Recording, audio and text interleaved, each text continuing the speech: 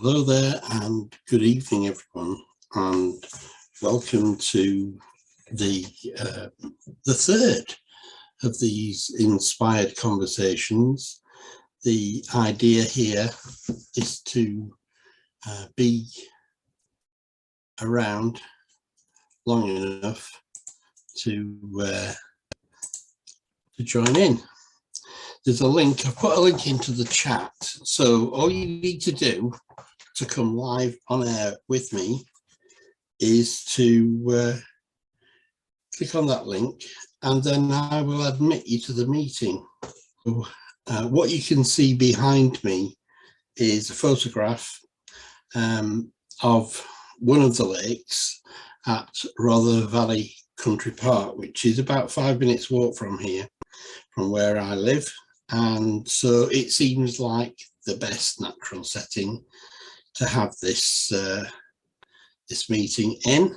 So we're going to talk about hope tonight, and the reason we're talking about hope is because in my conversation with Jeanette a couple of weeks back now, we were talking about the most inspiring speeches that we've heard, or I was, and I'd love you to come and talk to me about hope, about what difference hope makes in your life, and what is the difference between a life without hope and a life with hope.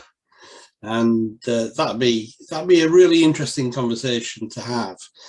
Barack Obama, he said, he's talking about hope.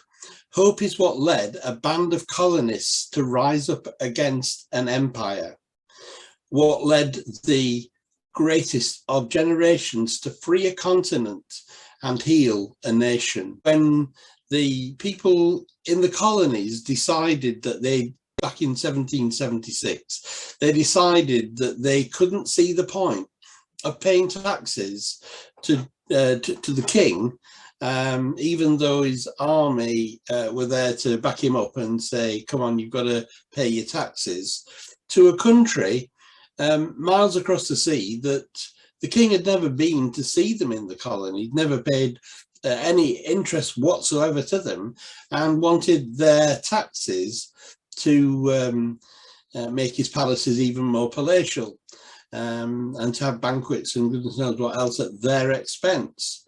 And they said, quite rightly, we need the money from those taxes to build the roads here and to build bridges and to get some infrastructure going here in the colonies.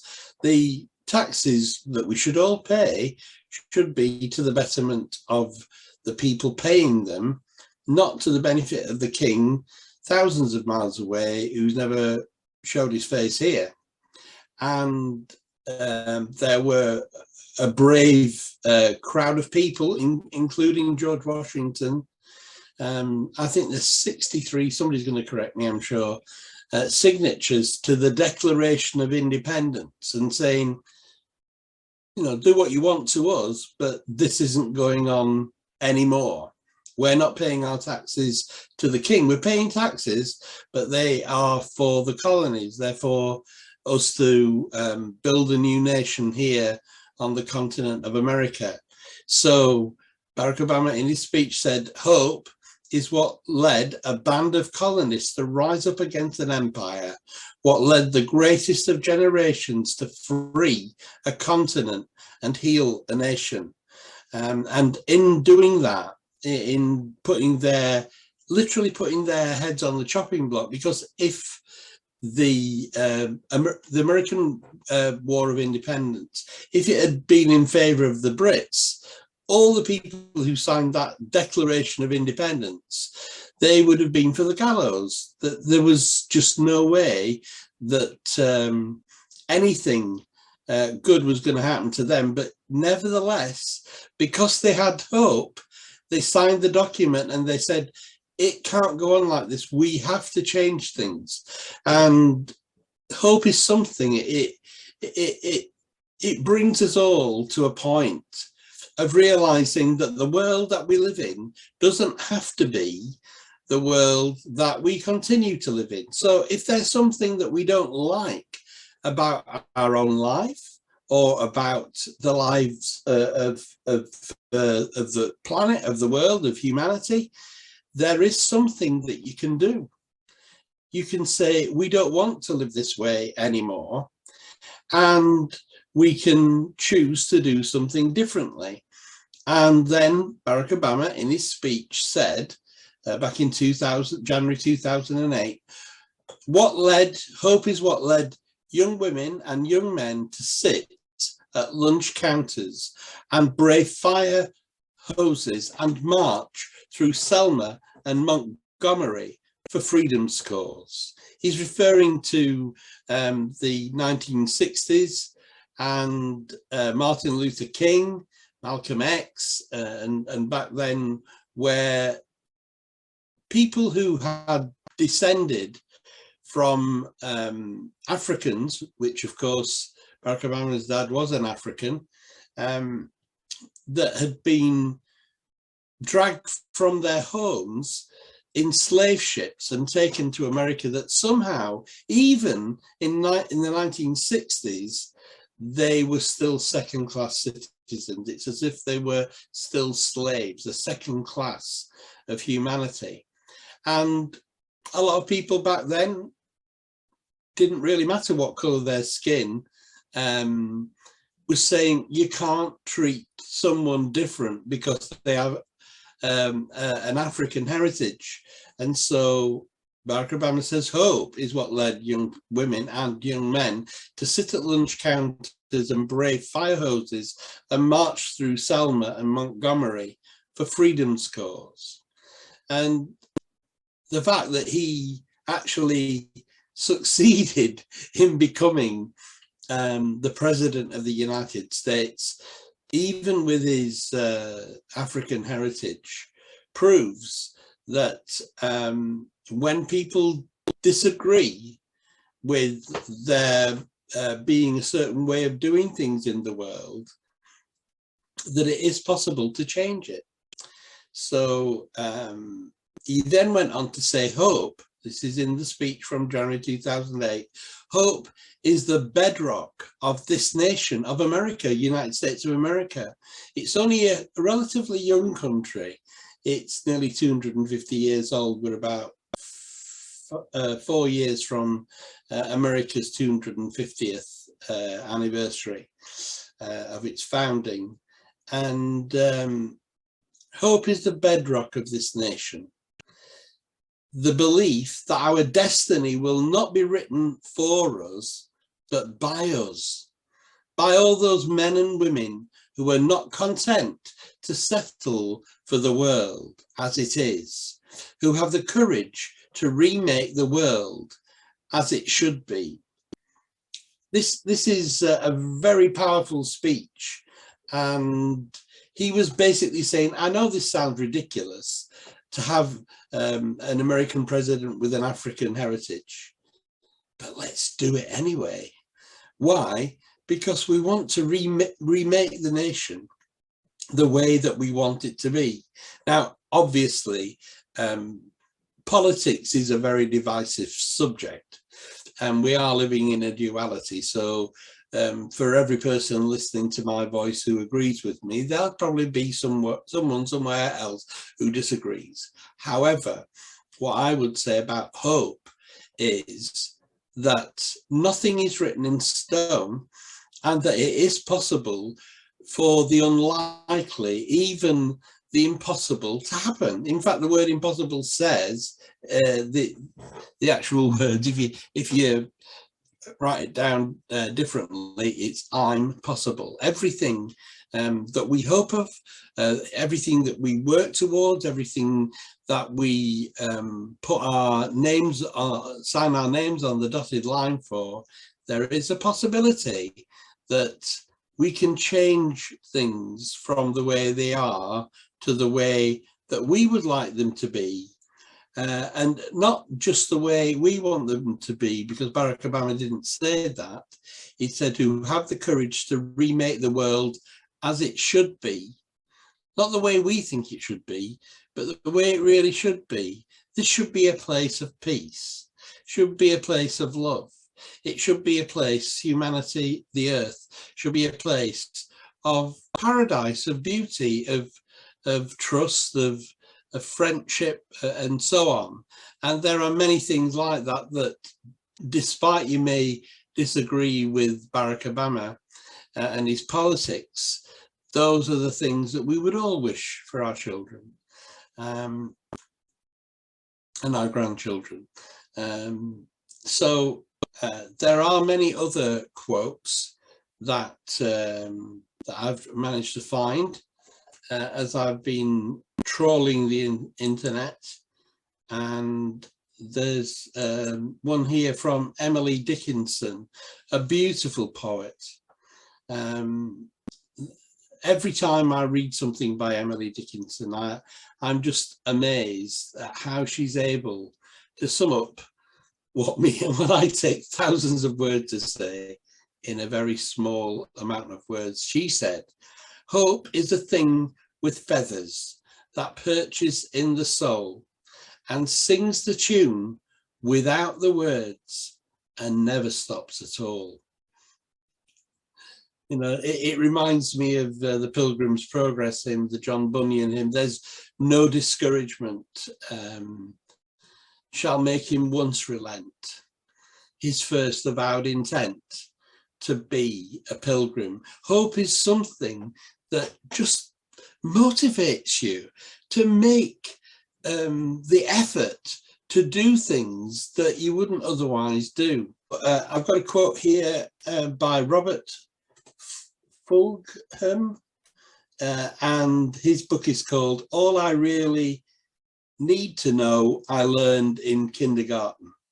And he says, "I believe that imagination is stronger than knowledge." That is something that Albert Einstein said. That myth is more potent than history. That dreams are more powerful than facts. That hope always triumphs over experience. That laughter is the only cure for grief.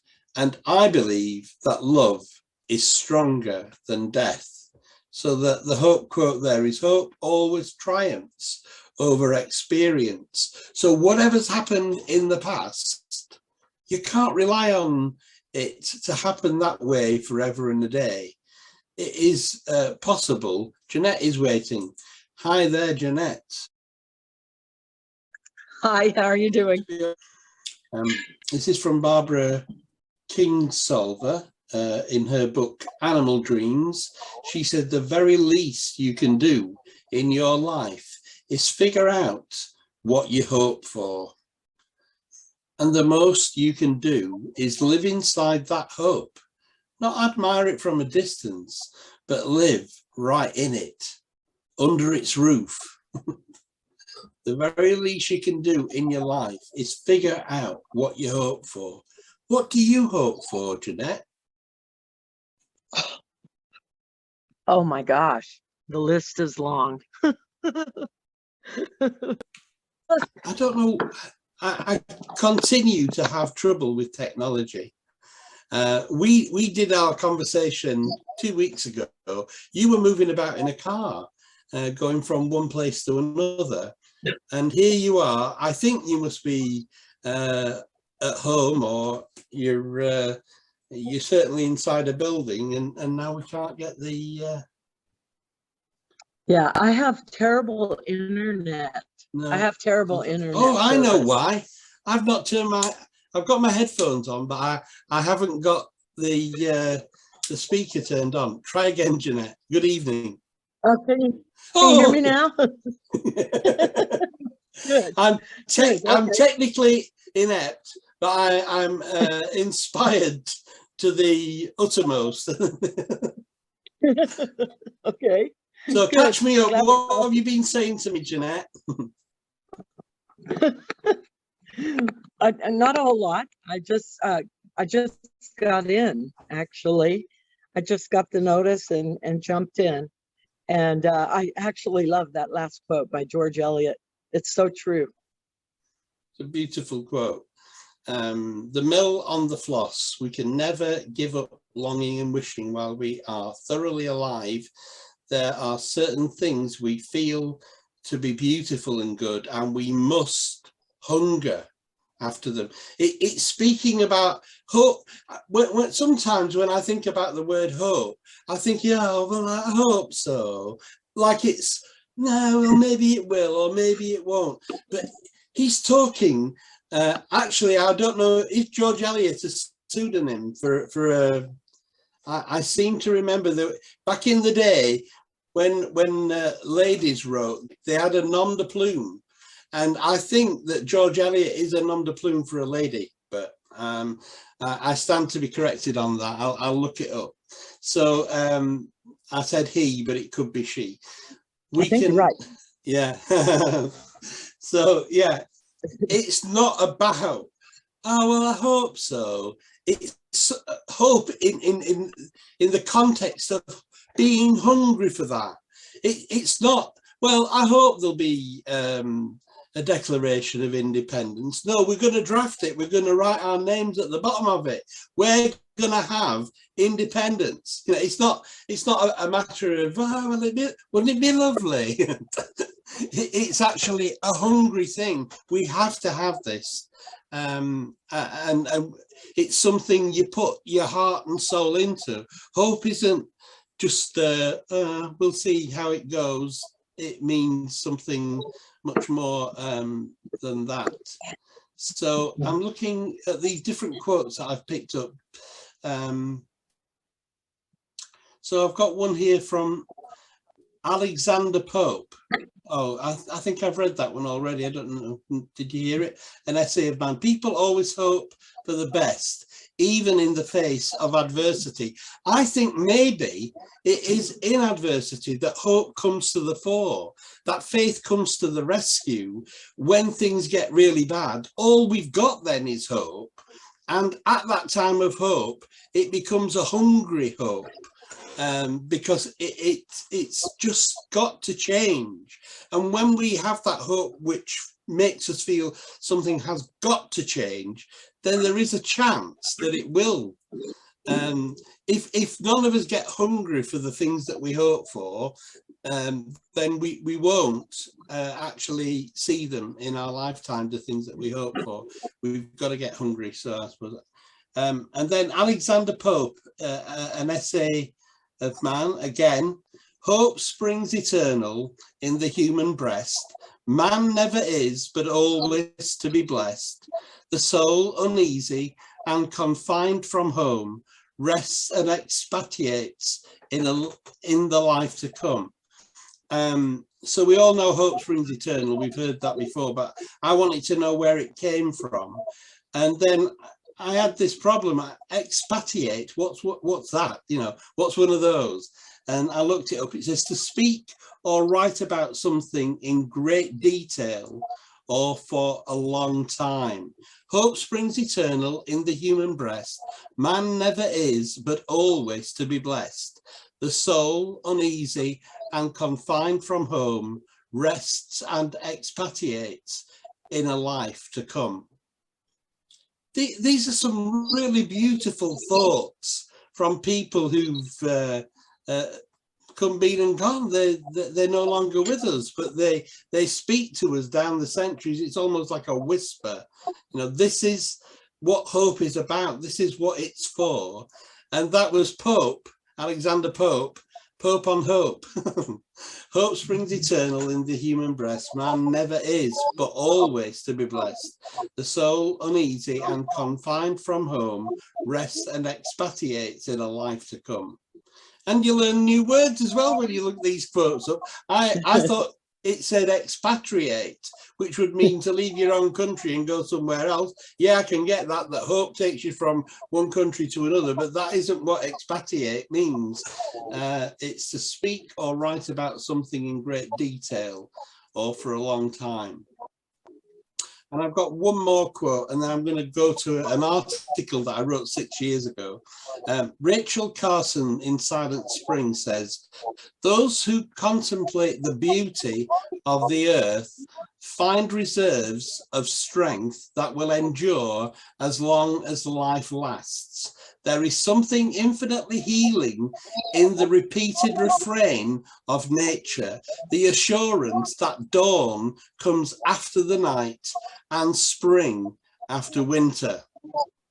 So there's something, I don't know if you can see behind me, I've got the Rother Valley Country Park, which is about 5 minutes walk from where I live.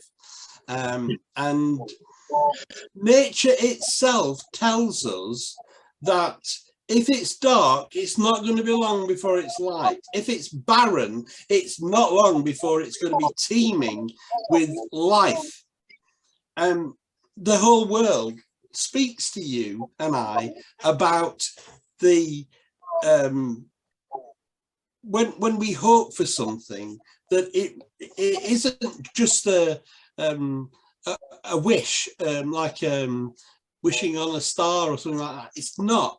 It is depending on the fertile soil that that seed is planted in. The seed of hope is planted inside the dark ground, and it looks like there's nothing happening there, but there's actually this beautiful new life about to spring up. Rachel Carson, Silent Spring. Those who contemplate the beauty of the earth find reserves of strength that will endure as long as life lasts. There is something infinitely healing in the repeated refrain of nature, the assurance that dawn comes after night and spring after winter. So nature itself is telling us, keep hoping for things that you want to come about in your life.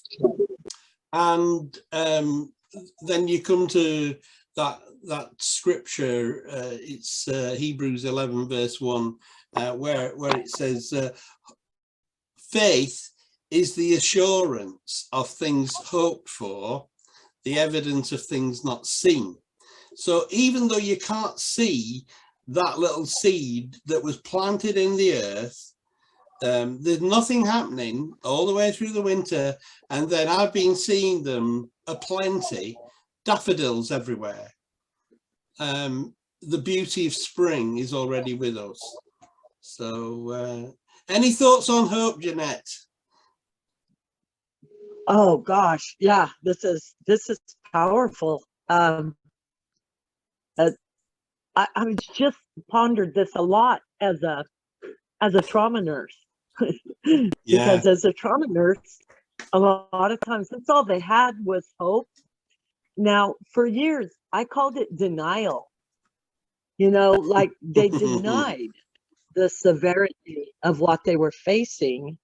Yeah. And in reality, I realized that hope is what really gave them strength to face what was to come.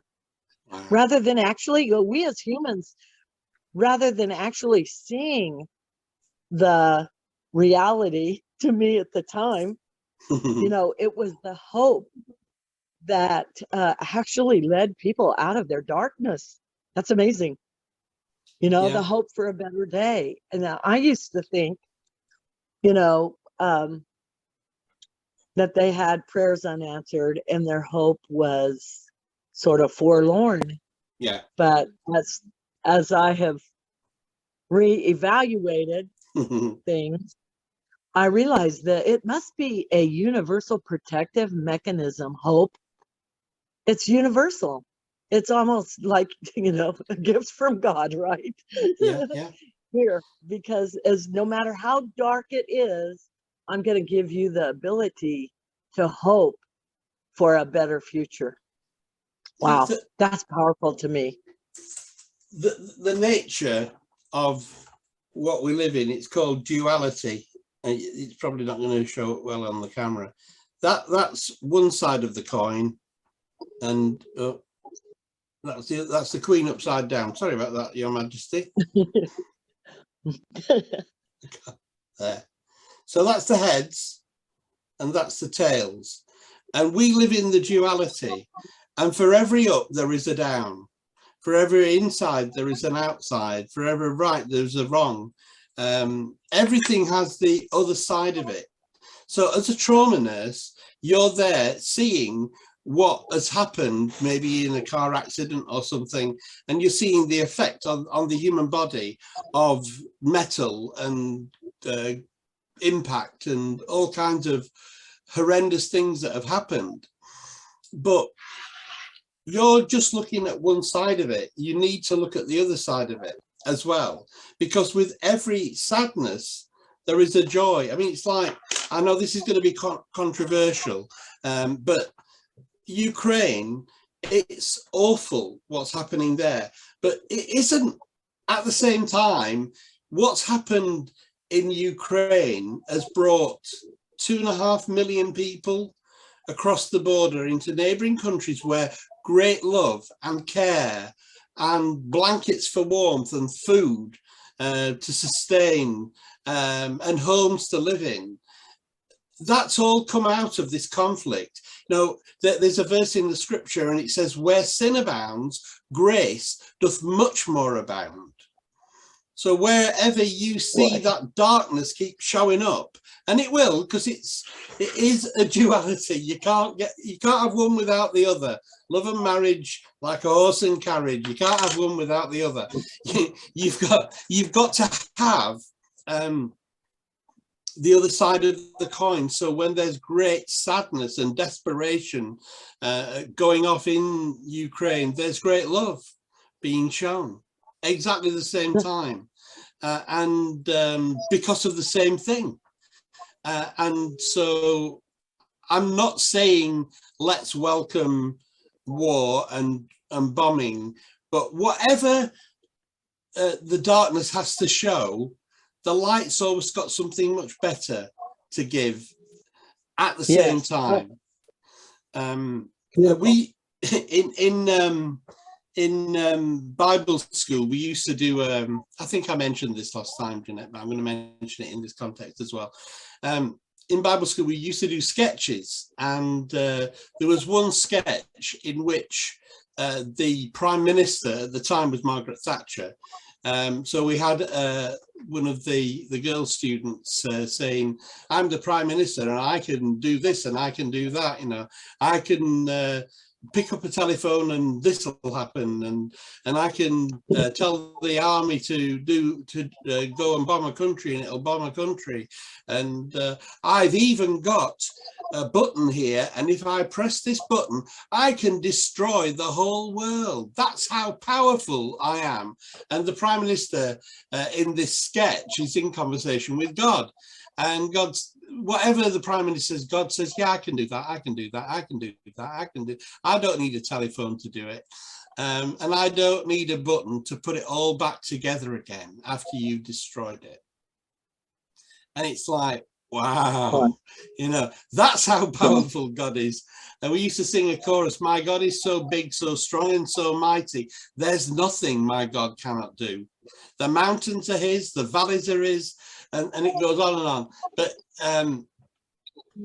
the idea here is that whatever darkness has to show, light is much more brilliant and much more beautiful and much more creative and much more amazing. Yeah, the Prime Minister had no answer for that. You know, I can put it all back together again. Well, I'm not that powerful. Once I've destroyed it, it's all gone. That's it. Sorry. Oops. but in actual fact, you know, that hope springs eternal. That's what we've just been reading. So, sorry, Jeanette, I'll shut up. Sorry. You know, with adversity, I've always tried to teach my children and my grandchildren that there are angels who walk among us. And it is in adversity that we get to see angels. You know, we get to, you know, ordinary strangers will walk right up to you and offer you salvation. Yeah. You know, there's no need for them to show up when everything's going well. There are angels that walk among us. Beautiful. Right. And that's Sorry. not And I think that's what we're seeing in Ukraine. you know, that in all this terribleness, that there are people who want to step up to the plate and deliver kindness and love, you know. Ugh, that's beautiful. It's, if only that becomes, you know, universal, what would the world be like? I think we're probably nearer to it than we've ever been before. It's like the little boy who answered his mum when she said the clock struck 13. What time is it? He said it's later than it's ever been before. And there is the clock is getting ready to strike 13, I think. I think it's something to do with how cold the bell is. That on certain days, the town hall clock, it can actually, because the mechanism is frozen, it can actually hit 13 times at 12 o'clock. That it is something, there's an engineering reason why it happens, but it's later than it's ever been before. I believe that we are on the edge of, you know, what with the, when I actually didn't like what COVID did, because it took so many people from us. I think, is it 5 or 6 million registered with Johns Hopkins University have died as a result, and it's literally over 100 million people have had this illness. That I don't like that, but what I did like was that when everyone was self-isolating, that we found that we could live without all this materialism, that you didn't need a new car because you weren't going anywhere. My daughter's just traded in her old car. She's got some kind of an agreement where you pay so much a month for 3 years, and then you can either buy the car outright, or you can swap it for another one. You can use the value of the car for a down payment on the next car that you're going to buy. And they told her that because there hadn't been many new cars manufactured, the car that she bought for X was now worth X plus something else. So yeah, just a topsy-turvy world. And when they said, you know, we want to get back to normal, I don't want to get back to normal. I want people to stop and think about their lives and decide, well, we didn't, during the pandemic, we had to stop doing this and stop doing that. And we found another way to live. Maybe there is a better way for me to live than the way I have been living in my life. Nothing to do with pandemics, but I can make a choice. Every day there's a choice of whether we give, is it Emily Dickinson's quote about hope is the bird with feathers sat in the tree and just about to fly off, you know. That a new life is awaiting anyone who wants it, and it's my great joy as a coach to be able to bring people from where they are to where they want to be. And they always say to me at the end, thank you, Andrew, you've been amazing. No, I haven't. I've just been a voice that just pointed you in the right direction. You're the one that took all the actions. You're the one that made things change. I facilitated the change, but you did it. You know, it's your doing. You're the one to be applauded, not me.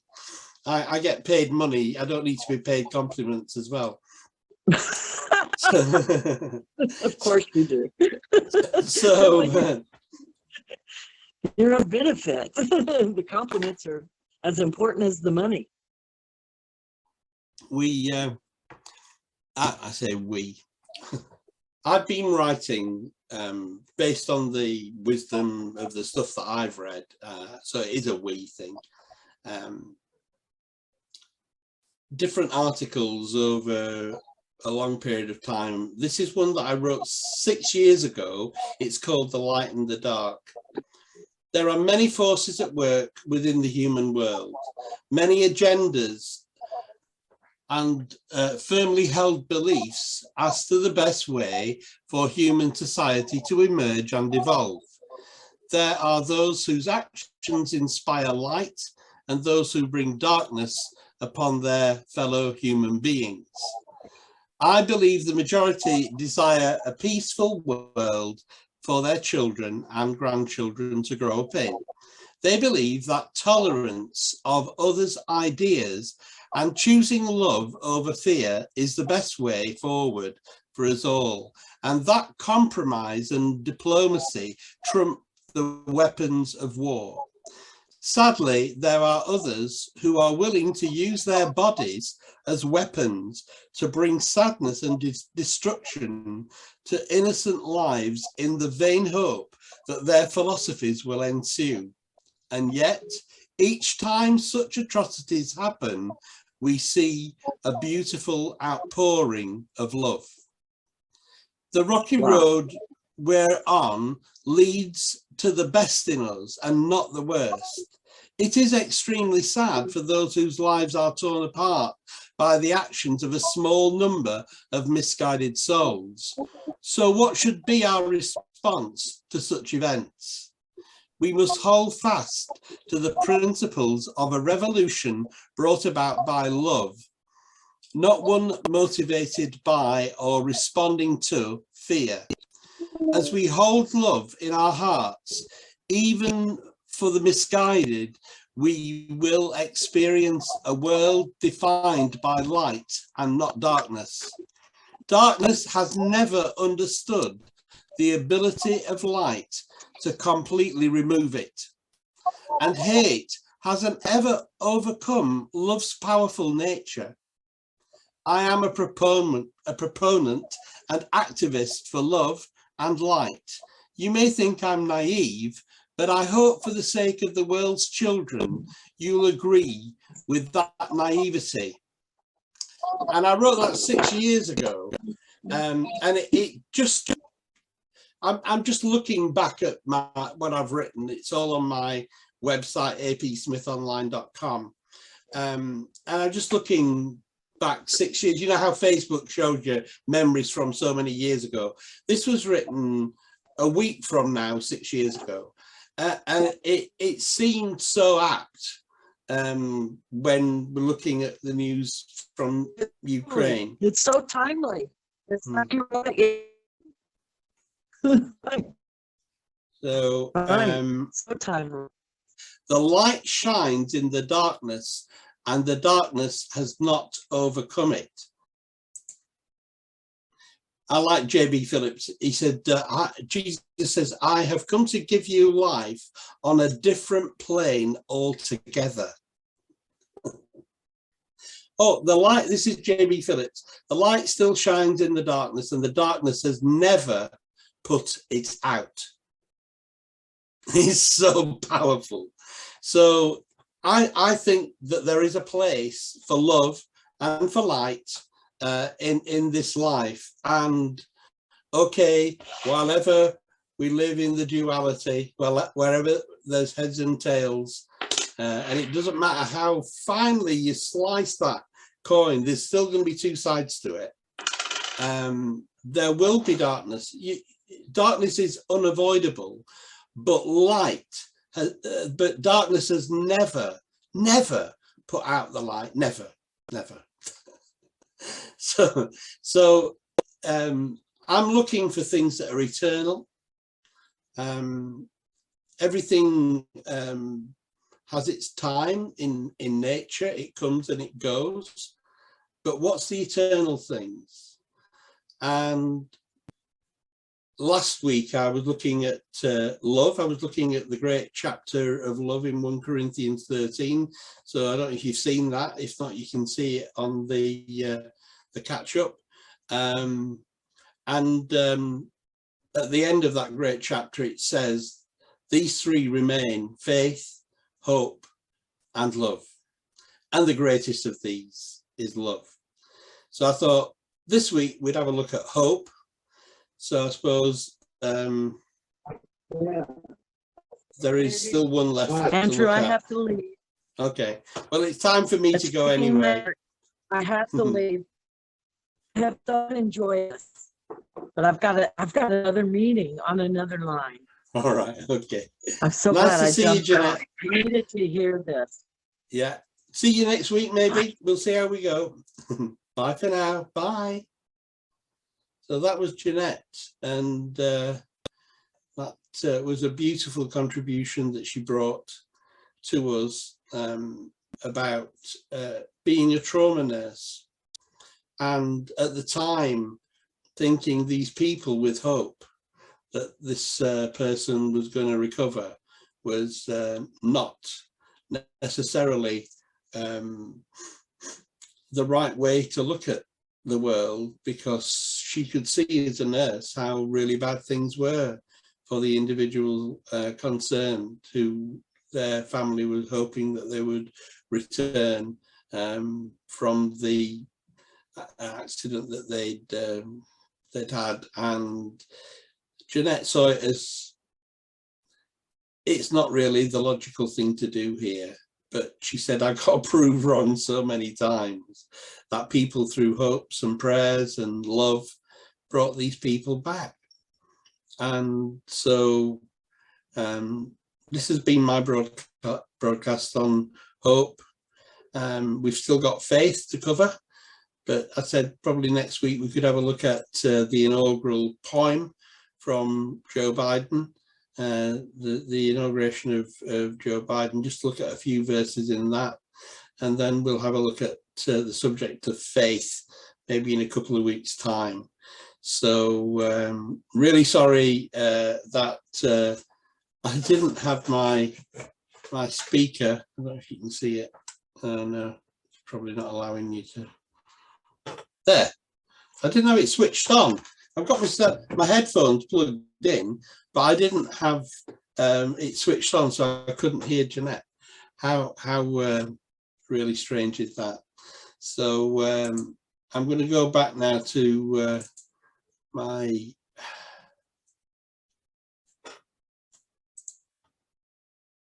going to go back to my quotes, and here it is, and go back to where we started from. Barack Obama, January 2008. Hope is what led a band of colonists to rise up against an empire, what led the greatest of generations to free a continent and heal a nation, what led young women and young men to sit at lunch counters and brave fire hoses and march through Selma and Montgomery for freedom's cause.